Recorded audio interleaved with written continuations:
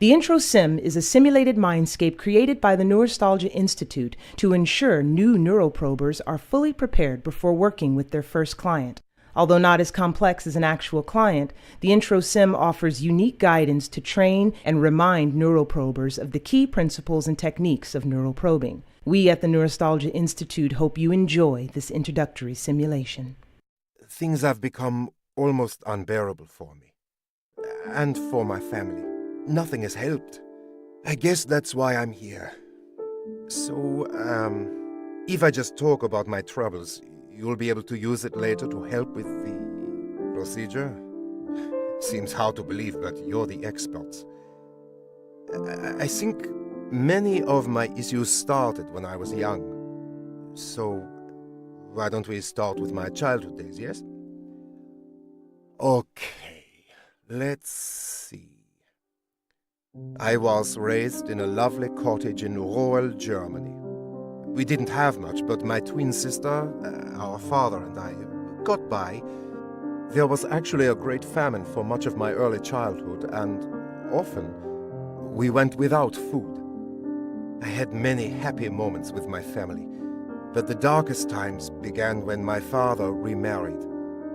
My stepmother always resented my sister and me.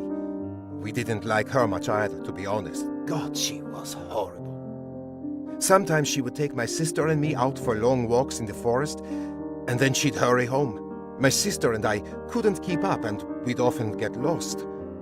We learned to leave a trail of whatever we could find on those walks to help us get home. I guess, in some ways, our stepmother helped us become resourceful like that.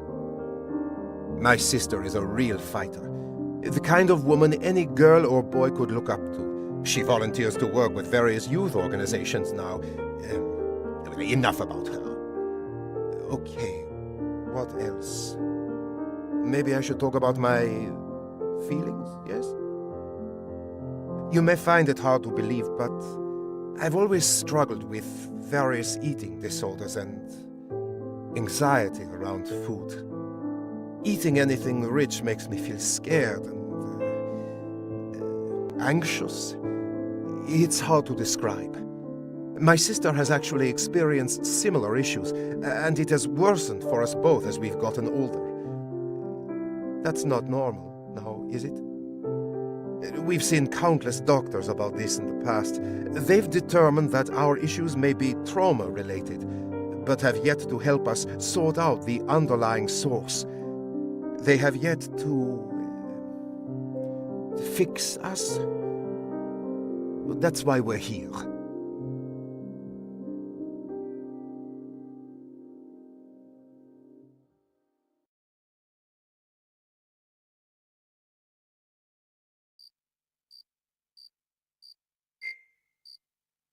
Welcome to Neuroprober Training. I am pleased to be your guide. When I'm speaking, you can always make a left trigger motion to skip the instruction.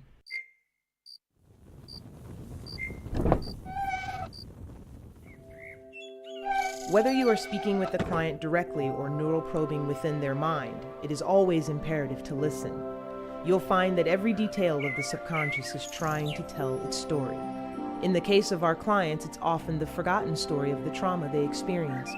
Some parts of the client's memory may have become confused or corrupted by the conscious mind's attempts to reconcile or cover up the truth of what happened to them. However, if you look closely and carefully in the right places, you will find that the truth will ultimately shine through. Some parts of the subconscious allow you to interact with them, while neuroprobing, make an A button motion to engage with it. Using a right stick motion will allow you to move the item around to examine it further. When you are done, you can make an A motion again, and it will return to its natural position.